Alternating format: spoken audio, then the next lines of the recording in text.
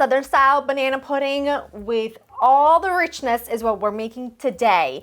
I love a banana pudding. I love it in many different ways. I have many different versions for you to try on my website, but this is sort of a classic, what I like to call a Cheats Way banana pudding, which arguably, not arguably, is the best version, if I do say so myself. Yes, we're using instant pudding. That's because it's the best way to do it. So I'm going to show you that version because I don't think I've ever actually shown you the Cheats version of a classic Southern style. I call it Southern style because that's just how I know it as, but don't take offense.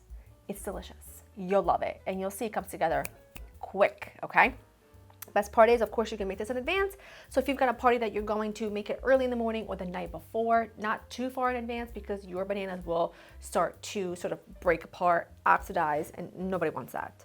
So in a bowl, we're gonna start very, very simply. We need very, very cold milk. What I like to do is I like to add milk in a measuring cup, and then I like to add an ice cube to ensure that it stays really nice and cold. Then you will need some instant French vanilla pudding, okay? Instant, not the cook and serve, gotta be instant, okay? Give this a whisk, and now you're gonna have to just let this sit and thicken for about 5 minutes. Now, before we move on any further, as this sits, I wanna talk to you a little bit about your cookie option when it comes to the cookie portion in this. I really love a combination. I love the butteriness of a Chessman cookie, which looks a little like this. It's very buttery, very rich. I think it has a better chew, but I also like a crumble from a Nilla wafer. So I think combining the two is key to like the ultimate, in my humble of opinion. You can do one or the other. It does not make a difference to me. It's about what you prefer. I prefer the combination of the two because it gives me the two things that I'm looking for. It gives me the crumble, the sort of that dustiness, that powderiness, that sort of sandiness of a Nilla wafer with the rich butteriness of the Chessman cookies. So I'm using a combination. You do what feels good to you, and just have them ready. You can use a trifle or you can use a baking dish of some sort to assemble your banana cream pudding. I'm just gonna use an oval baking dish, so I have that ready, but whatever you wanna use, it's fine. And you'll need up to 4 bananas. Sometimes bananas are smaller, sometimes they're bigger. Between 3 and 4 is what you will need. So I have everything ready. I'm gonna wait for my pudding to thicken, which only takes a few minutes. You can see it's already beginning to thicken, and then we move forward.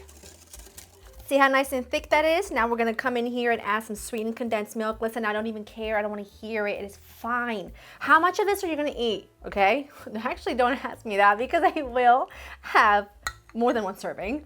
Not in one sitting, but honestly, listen, balance it out.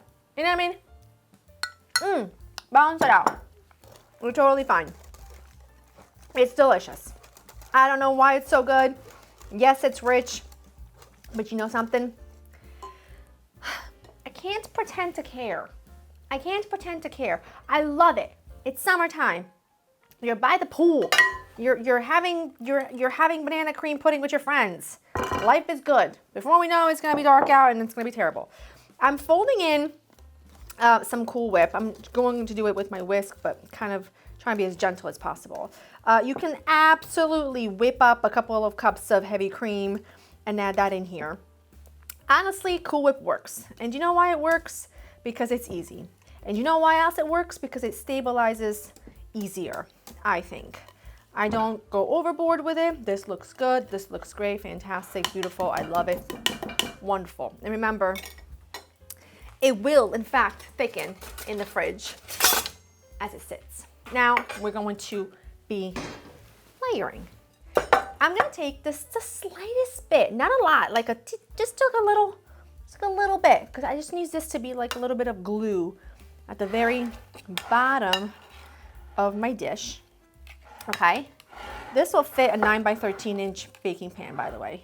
This amount, I should say, really nicely. I told you I like to layer, so I'm gonna do about 6 in this container. I'm gonna do about 6 of the Chessman cookies on my first layer.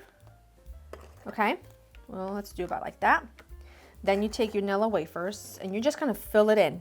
Fill it in, break them apart if you have to. It doesn't matter because guess what? At the end of the day, You're not even gonna see this anyway. You won't even see the layers, so overlap them a little if you have to. Just break them apart. It is what it is. Just get this whole thing a single layer. Follow this up with a layer of your bananas. Now again, you could use 1 banana per layer or probably 1.5. Just depends on the size, but you just want to be pretty even. I don't like the banana to go on the edges because I want that custard to cover it really well so it keeps it from oxidizing quicker. You know what I mean? So just gonna keep layering. Add about 1/3 of your custard. Make sure it doesn't drip. Smooth it out and repeat the exact same process. So basically here's the order of how you're gonna do this, okay? You're gonna do, remember, just a little bit of that custard on the bottom to act like your glue.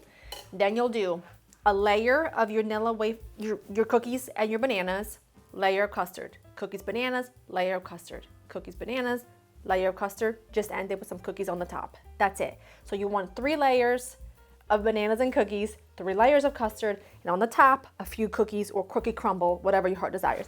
That's it. Repeat that process till you're done. Last layer. Really pushing it because my pan is a little bit on the smaller side, but it works and it's also so pretty when you serve it. Look at that. Gorgeous, gorgeous, gorgeous, gorgeous. Now, how you top it is totally up to you. I just think doing a combination of the two makes sense. So I am just going right now, I'm gonna lick that later. I'm gonna do the Chessman cookies on top, not in any particular order. And then what I'll do is I will crumble some Nilla wafers all over before I serve it. So it's got like a fresh crunch, but these will have a chance to kind of soften a bit. So that's why we do it this way.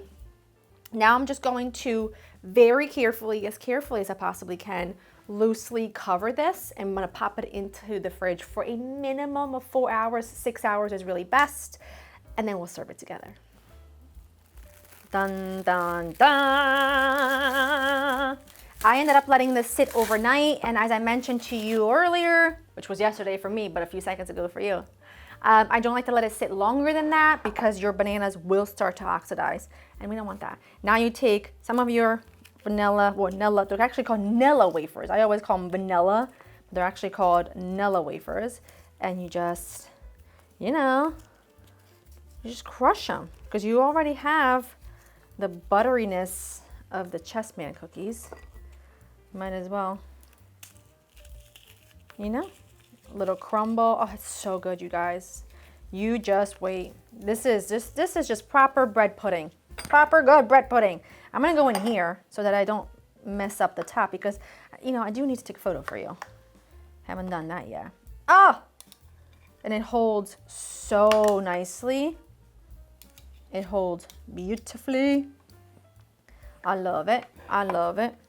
I want some more of it. Listen, these are not the most beautiful thing you've ever seen in your life. No, but is it the most delicious? Probably. Oh! It's so good. It is so good. Goodbye. Goodbye. And it holds really nicely. It's not like super liquidy, that it doesn't have good texture. That's where it's at, my friend. That's where it's at. Check the description down below for everything you need to know. I will catch you in the next one. Bye. Oh.